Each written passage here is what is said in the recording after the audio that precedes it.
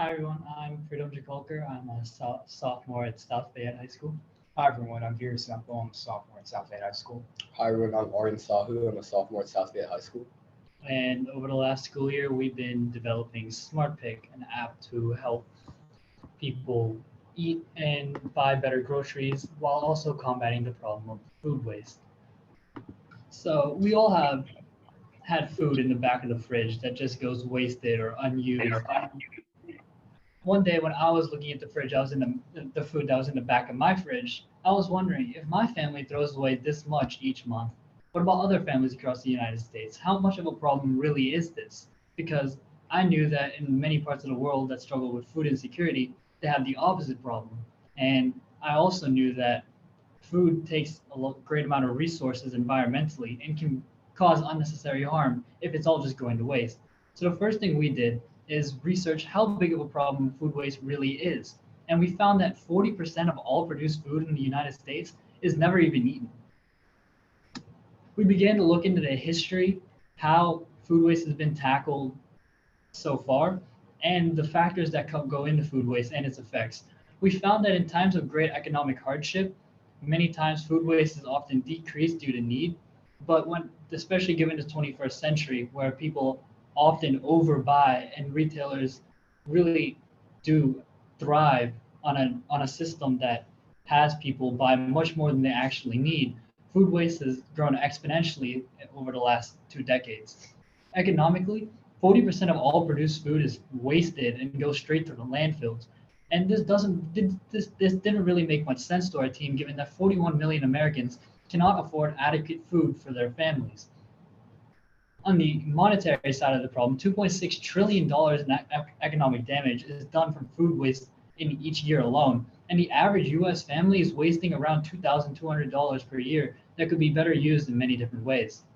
We looked at different policies and how the government has attacked food waste, and we found that many times there are tax incentives for farms to donate their excess food and food banks to help those who struggle with food insecurity.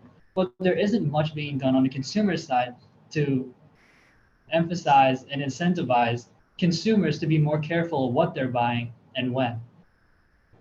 To reiterate on what Preetam said, landfills in this country are filled with unnecessary food wastage.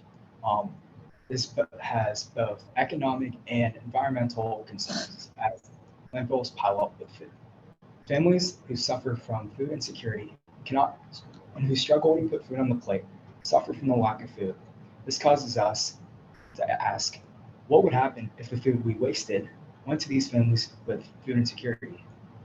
And also, on the retail side, smaller stores lose money on wasted product. This hurts economically. So, some causes of food wastage are recycling and donating food is a hassle to people. People don't take the required steps to help limit their food wastage. There's also poor meal planning from other people. So we decided to create the app SmartPick to help combat this. As we began to flesh out our idea more and more, we tried to see what specifically was the problem. And to do that, we analyzed the landfill composition of over 330 different US cities, focusing on Seattle, Washington, and Washington, D.C., because of their stark differences in how the cities are structured. This data covers from 2010 to March 4th, 2019, nearly a decade of data in which food waste has grown as a problem exponentially. To look through this data and make sense of it, we used Python and created multiple graphs to try and compare the Seattle and Washington, D.C. landfills to see where they differ. We found that organic waste is easily the largest thing in either city in terms of landfills. And even in Seattle, where recycling programs are clear and obvious, there's still a large amount of organic waste. In Washington, D.C., where recycling is much less used, there is even more organic waste that is just being thrown away into landfills. So we decided to create an app using MIT App Inventor to combat food waste. And this app will help consumers plan meals and assist grocers with inventory management, as due to their inability to do so, a lot of food waste is produced.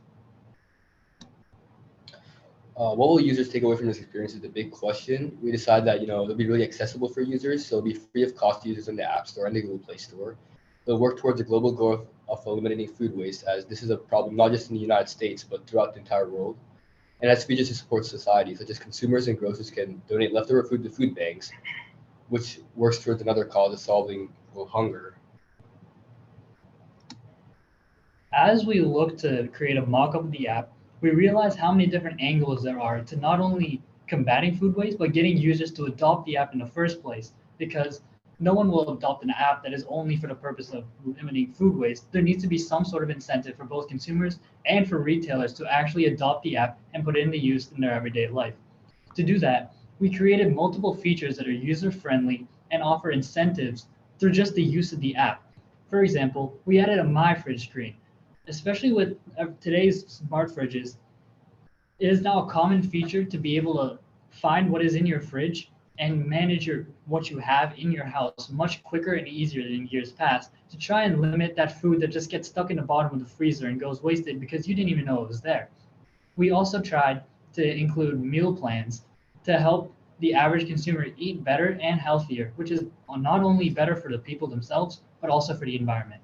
So to incentivize grocery stores and consumers to actually follow through and help eliminate food wastage, we created donations and a reward system. So we developed a point system. So if users reduce food wastage in their average grocery stores and average waste in grocery stores, they get points, and they can redeem these points to get items such as gift cards and other things, which we are currently developing right now. And also, users have access to an inventory, and they could see the food they've bought recently over the past month, over the past year, to track their statistics. On the retail side of the app, there's also another inventory screen that can be used for retailers to help manage what is in their store better, because especially in today's stores, they often are overstocked, and many of the food that you see on the shelves is never actually bought. We tried to make it as intuitive for retailers to use as possible to try and get them to adopt the app so that they can first start off as using it as a regular inventory management app, and then transition to seeing what their environment on the world is and what their impact on the environment is and how they can fix that and limit it over time. Since participating in the Ciena Challenge, we have begun to take the mock-up app and tried to implement it using Android Studio first, and then migrating to iOS maybe after we get the Android app worked out. And so far, we've had difficulties, obviously, designing and learning how to actually create an app and realizing just how expensive it is. But we continue to learn and continue to try our best at making this app a reality as we get closer to implementing each of the features and partnering with grocery stores and other people in our community to make the app as good as it possibly can. One such example is we plan on the donation screen to include local events at our own high school that occur yearly that many people may not know about, such as what we have is called the Super Bowl Drive, which is a Super Bowl drive where all the proceeds go directly to local food banks. By including that in our app, not only does the school get more donations, the app also is able to reward users for donating, creating a benefit on both sides of the system. Thank you everyone for your time, and that's really how we built SmartPick. Thank you. Thank you all so much. I know you all presented briefly yesterday and you had a ton of questions coming through the chat. We have a smaller group today and we're in a Zoom meeting room. I think I recognize a few names from the Ciena team as well. So some people may be familiar with your projects just from checking them out over the last few months. So I'd invite anyone who'd like to drop a question or feedback in the chat to feel free to do so, or if anyone wants to come off mic or off camera to ask a question as well, we'd invite it also to do that. I want to say that how much I appreciated the thoughtful presentation on the investigation that you all did and the research. The stats that you share are staggering. 40% of food produced is wasted. It has impacts in so many areas, but I think setting your case up that way and also setting up, you had questions I know before about kind of what the value add of something like this is for store owners, and you've both kind of addressed that side and the user side, and thinking very personally of all of our relationship to our own food and the food we buy and don't use. So that's just like feedback for you all that I, for me, as someone listening to your presentation, found that really powerful. Thank you.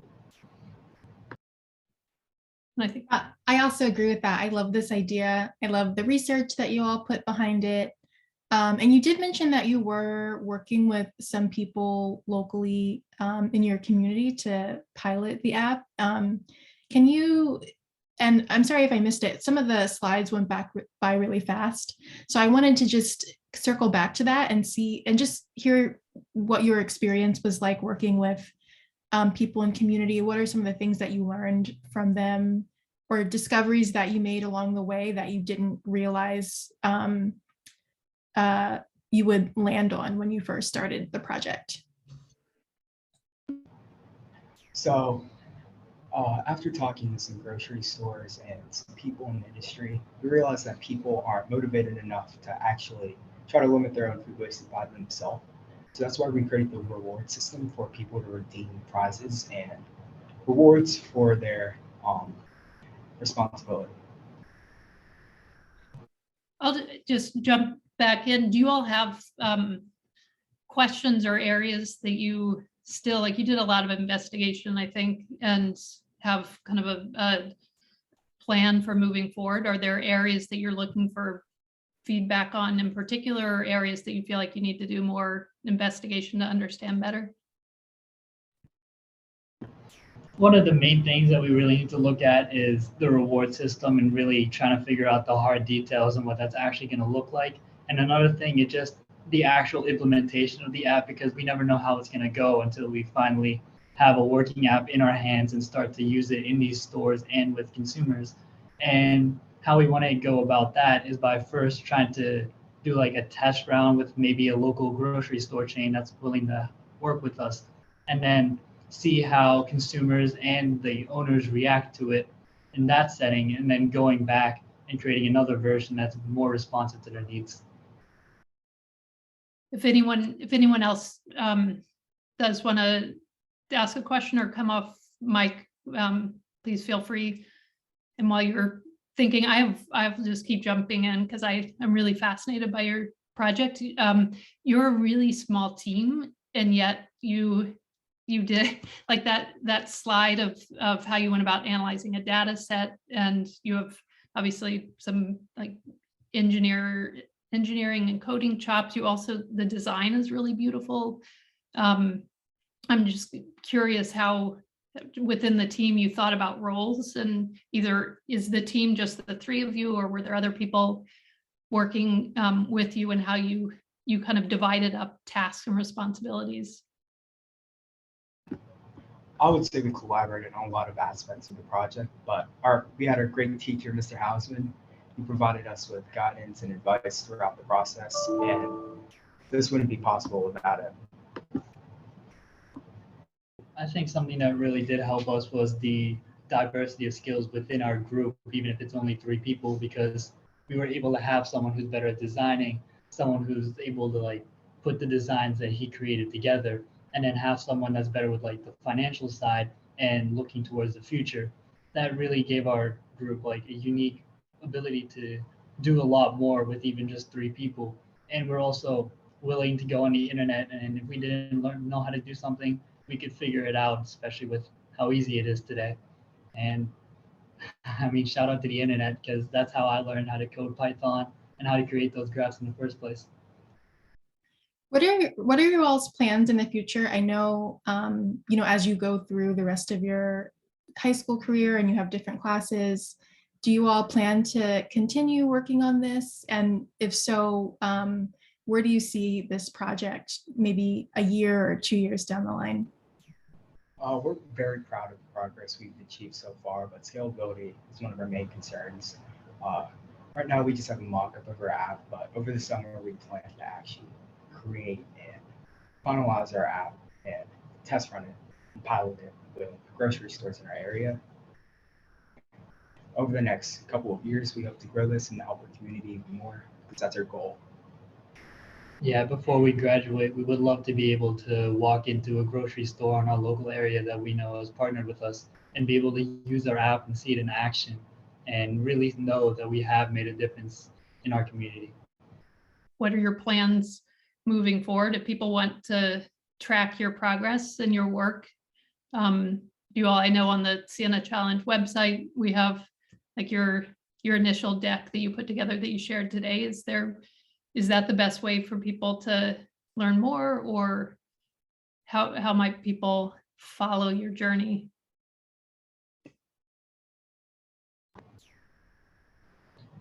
We haven't really thought about our own journey as we're trying to figure it out ourselves, but to like be able to show that in a more effective way, I think we could always try putting together a quick website or something along those lines to be able to better show our progress without it having to be us physically presenting about what we've done and how we've gotten here.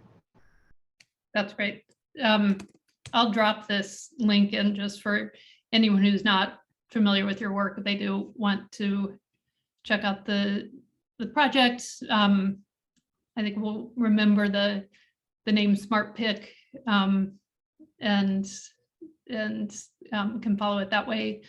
I think if there are no more questions, I want to thank you all so much for taking the time today and sharing your work with us. So we'll continue to follow it and look forward to seeing where you take it.